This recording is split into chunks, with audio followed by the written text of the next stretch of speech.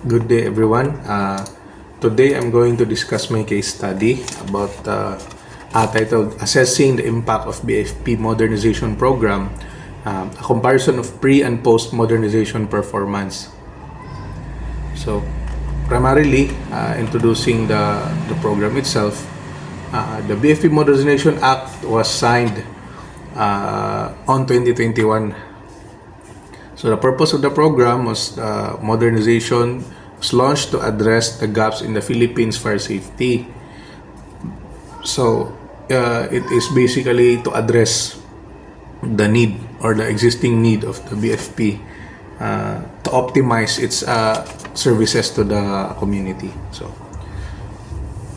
why was the program necessary? So the BFP modernization program actually filled so much gaps in the operations of the BFP personnel from the station itself and even to the provinces, the city level. So just to name a few, there is a gap with the updated equipment, the limited training, and also the slow response of the personnel. So given the Philippines' vulnerability to disasters, this became a major threat to public safety. So it was during the legislative body of the Philippines proposed this Republic Act 11589 or the BFP Modernization Act of 2021. It was enacted and legally mandated already. So it is the key towards the modernization, the better response, and the well-equipped version of the BFP personnel. So basically, there are problems that have been faced by the BFP, and not just the BFP itself, but the other emergency responders in the Philippines. So as I mentioned earlier, there are three. So updated equipment, inadequate training, and slow response time.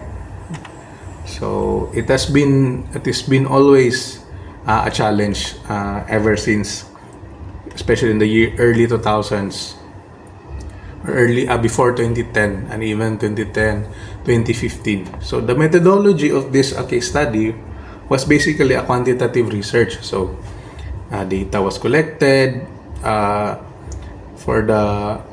track and compare the key performance indicators before and after the program. It made to measure the improvements, the response time, the fire truck availability, and the fire incidents, and even the training. So in here, I've gathered data from my sources. So as you can see, there have been significant improvements in the response time, in the fire incident trend, and even in the equipment availability. So basically, in the equipment availability, the national government already gave additional budget or funding for the modernization program to mechanize, even not in a significant manner, but in a slowly but surely. The modernization program was initiated already by having the fire trucks being delivered slowly. And from even compared to before and after modernization, there is a significant improvement already. It may not be 100% inclusive to all the provinces or cities or sitios or barangays in the Philippines, but at least major places were already addressed with their own fire trucks. So in the solution and implementation, there were equipment upgrades, the procurement of modern fire trucks, even in the PPE, in the personal protective equipment, there have been additional, significant, substantial additional to the machinery or the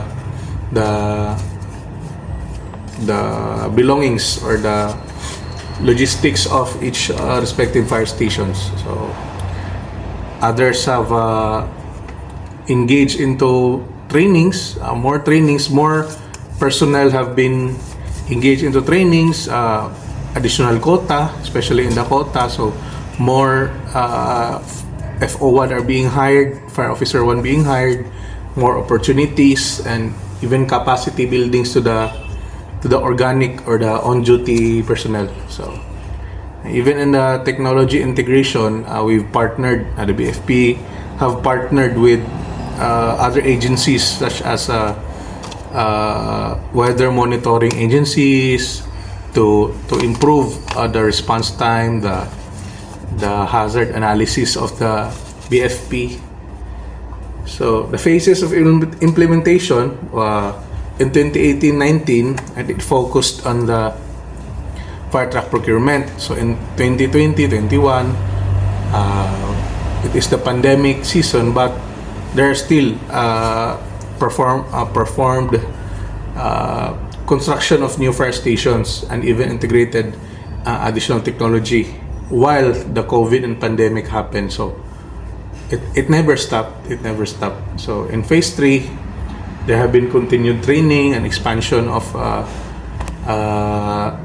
fire stations and upgrades to the existing fire trucks and PPEs.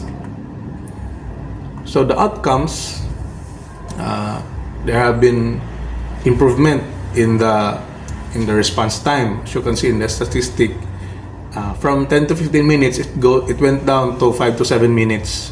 There's data we have in the paper. So the rural areas improved from 20 minutes to 8 to 10 minutes. So, and the highly urbanized areas was down to 5 to 7. Even here in my personal fire station, we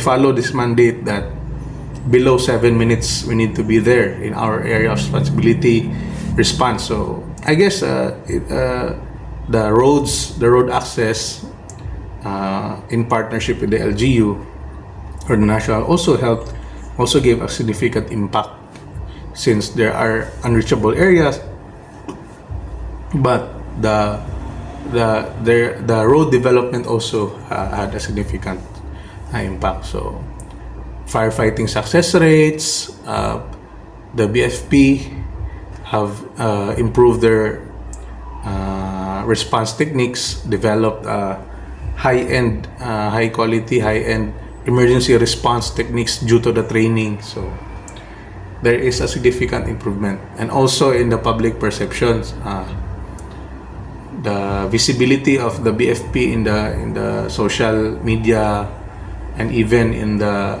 local news, even more people became more aware of what the work of BFP is.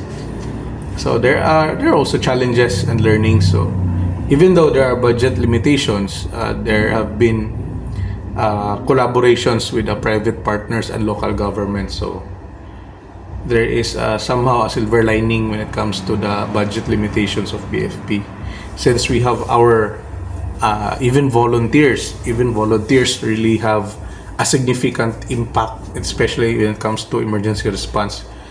We've partnered them, the fire brigades, the private partners when it comes to support in different activities, trainings, and even the local government, our barangay, our city government.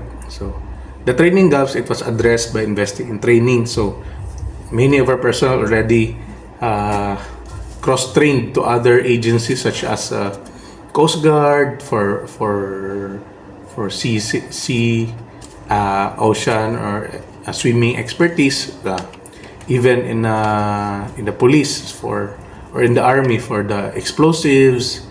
So it became a holistic development for the personnel. And also in the technology adaptation, it is though it might be initially challenging, but ultimately it was effective in improving our operational efficiency. So recommendations, I think it is obvious that the BFP modernization program is already there. It is a good system, but I think the most important thing is to expand the program in a sense that all rural regions or even the far-flung provinces, the far-flung barangays, and the far-flung areas that also in need of training should be covered in an equitable manner. So And also to adapt in technologies, there is AI. Currently, there is a technological revolution. So I think BFP should also be there to adapt into AI, drones, and other technologies that is incoming already. So also, I think it is obvious to recommend to strengthen the fire safety education and public outreach to improve the community preparedness. So we already have this program, the Uplan Ligtas Pamayanan, but I think there is still an effort or a room for improvement to push through with this, since still there is a gap with other areas that still don't know how the basic fire emergency response, or even the emergency basic life support. So I think there can be more space for improvement already. So I think that would be all. Thank you very much.